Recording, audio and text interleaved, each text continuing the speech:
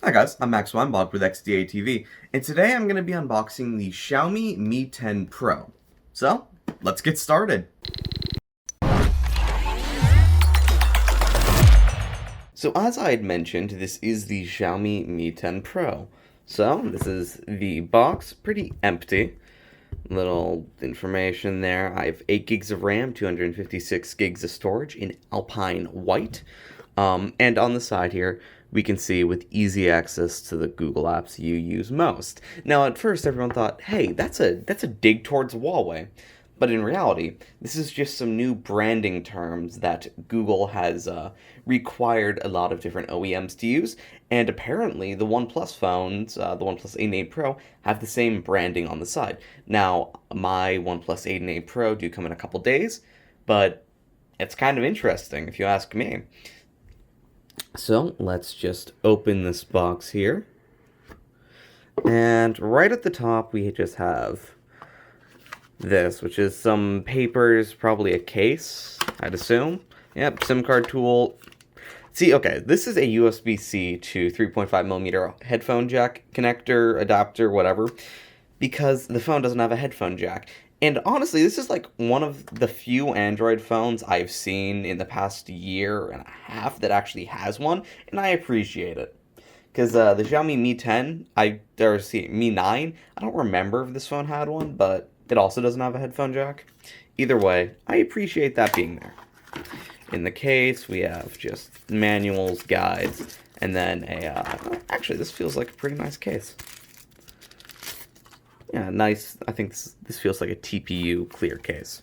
It's not bad, especially once we get to the color of the phone, which I have seen in a lot of pictures, and Alpine White is pretty great looking. So let me put that off to the side, and we can grab the phone itself.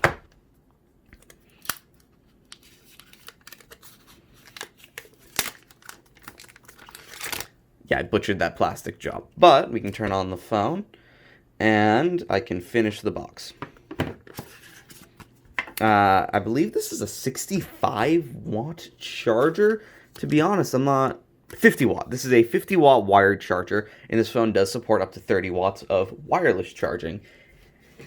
And as it would have it, over Christmas, Xiaomi sent a bunch of these 30-watt wireless chargers to reviewers. So I happen to have one. That'll go really well with this phone. So I'll get to the phone in a second. It's a 50-watt wired charger, and then a USB-A to USB-C cable. I'm not in Europe. I believe it's a European charger, so I have to get an adapter. But hey, whatever. It's a 50-watt charger. Why not use it? And now we get to the phone. Let me just pull that sticker off. As you can see, I have no fingernails, and this is the Alpine White color. It has a little bit of a matte feel. It feels like the old like black OnePlus phones.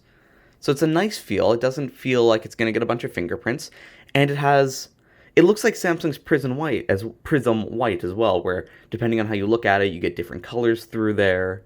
It's pretty nice. And if you're actually comparing design, it is very similar to on the rear to the Xiaomi Mi Note 10. This is the mid-range, basically the mid-range version of this phone. They both have 108 megapixel main cameras. They both have ultra-wide telephoto. I don't believe this has a macro lens. Instead, this has a 12 megapixel portrait camera, which is pretty interesting. If we actually pull out that original plastic, we can see here Snapdragon 865, 108 megapixel quad camera with 8K video in 10 times hybrid zoom, a 90 hertz 6.67 inch dot display with true color, and then dual speaker system for cinematic audio. And one of my favorite marketing points for this phone was actually the symmetrical speakers. So that speaker and that speaker are the same. So the audio you play out of it will be true stereo instead of an earpiece speaker and a bottom firing speaker. It's pretty interesting for the phone. So anyway, I'm going to get this set up and then grab you guys some more specs about it, and we can go through a little bit of the UI, and I'll show off any interesting parts of the setup process when I come to them. I just wanted to come back to the video for a second to just mention that every time I set up a phone, and if you know me, I set up a lot of phones, this screen takes forever. It finally went, but I was waiting for like 5 minutes for that to go. Anyway, I'm going to pause it again and finish setting it up. So I just kind of blazed through the setup really quickly, and I actually have it, well, finished setting up now. So, as you can see here, this is the Xiaomi Mi 10 Pro. Now, what I did immediately notice is this wallpaper does a fantastic job of hiding the hole punch.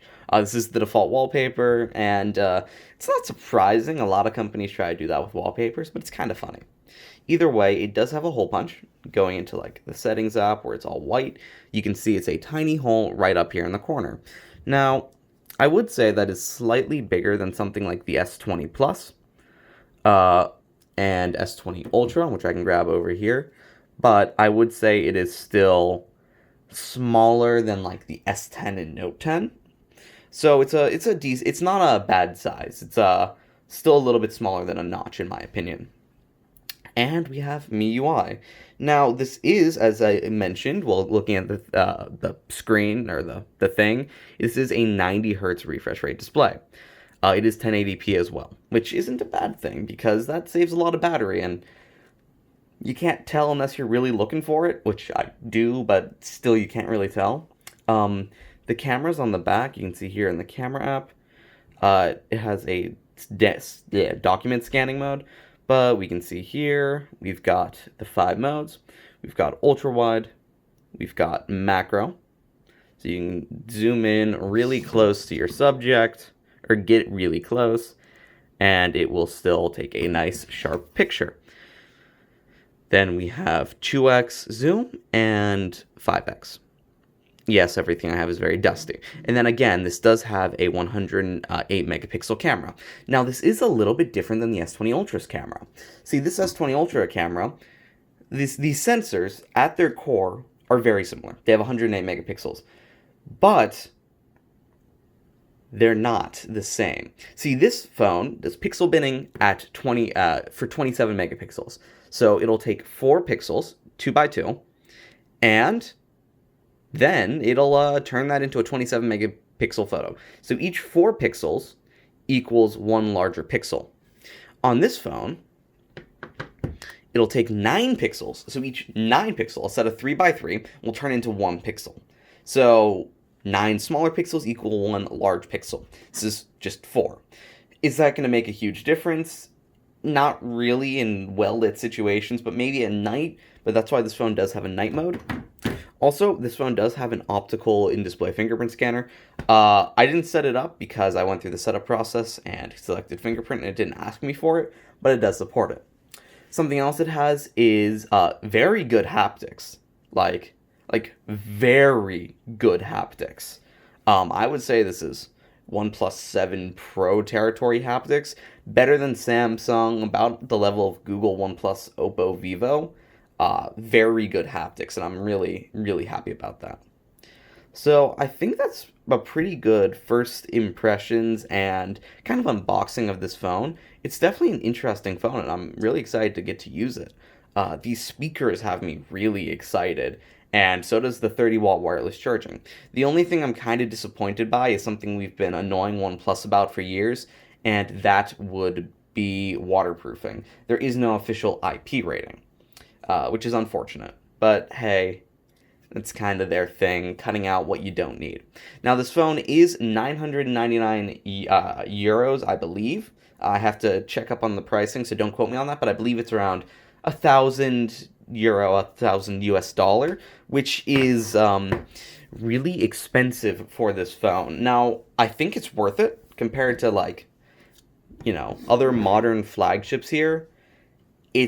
It compares very well, very favorably, but again, it's getting expensive up there for a Xiaomi phone. See, this is the Mi 9. That phone was like $600, 600 whatever in whatever currency. It was about 600. This is a huge upgrade from this. And also it's covered in fingerprints mostly because it just gets them like crazy. But either way, this is a huge upgrade from the Mi 9, and I do think it should cost more for the upgrades you are getting. But again, it's, expensive. And a lot of phones are expensive now. And like the iPhone SE came out 2 days ago, went on pre order today. That's a crazy good deal for what it is. So it's kind of a hard buy to try to get a phone that's $1,000 in 2020. But hey, the build quality on this is fantastic. It feels like a Samsung phone plus plus. I love the glass. Everything about this is fantastic. So if you want my full review, I'll have that in the next couple weeks. But until then, I want to just leave you with it's a very good phone. The price has me worried, but I think it's worth it. I think that's a good way to sum up this phone. So, thank you guys for watching, and let me know in the comments if you have any questions about this. I'll try to make some rounds there and answer as many as I can.